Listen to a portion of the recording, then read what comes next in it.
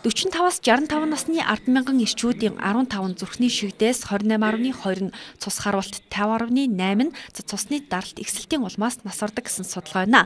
Тиймээс тэдэнд эмнэлгийн эмчилгээ үйлчлэгийг хүтээмжтэй болгох, түргэн шуурхай цагааталгүй эмчлэх, амьдруулах зорилгоор энэ тасаг байгуулагдсан гэлээ. Цусны даралт зүрхний шигдээсээр нас орж байгаа эрчүүдийн тоо эмэгтэйчүүдийнхээс 3 дахин их гэсэн ч тоо байна. За тиймээс энэ нөхцөл байдлыг сайжруулах, нас баралтын хувь хэмжээг бууруулах, улсын 3 дугаар төв эмнэлгийн зүрх судасны төвийн үйл ажиллагааг дэмжих зорилгоор Монголын мянганы сорилтын сангийн эрүүл мэндийн төслийн санхүүжилтээр эдгээр ажлыг хийсэн байна.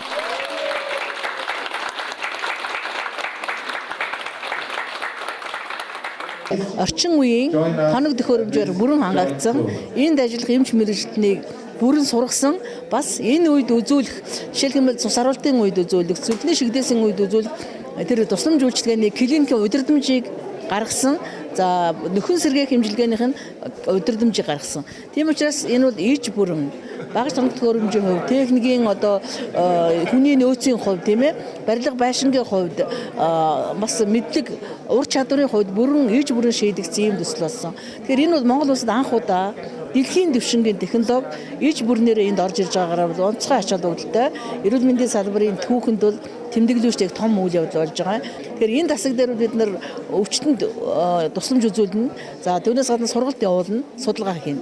Яагаад энэ их чухал байгаа юм бэ гэвэл манай хүн амд энэ өвчил хамгийн өндөр байдаг. Өвчил нас оролтын эхний шалтгаан нь бол зүрхний шигдээс цус харуулт байж байгаа. За тэгээд энэ залуужж байгаа. Ялангуяа одоо 60-аас дээш насны хүмүүсийн одоо 50-60% нь бол ийм өвчнөр өвдөж байгаа.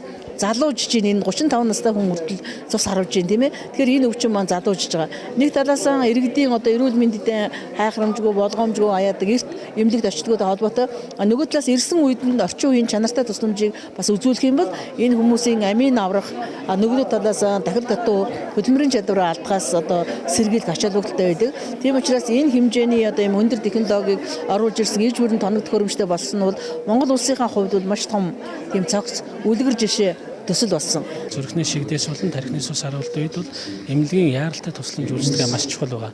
Онцлогооны асуудал маш чухал байгаа. Энэ утгаараа өнөхөр Монгол улсын хэмжээнд бид нар одоо цогц байдлаар энэ яаралтай тусламж үйлчилгээний төвийг одоо 3 дугаар эмнэлэгт байгуулж байгаа. За энэ дээр нийтдээ 11 тэрбум орчин төгрөгийн одоо өн бүхий одоо орчин үеийн техник тоног төхөөрөмжөд тоноглогдсон одоо 5 эмнэлгийн нэгж тасгуудыг бол шинээр тогтчуулан байгуулж өгч байгаа юм.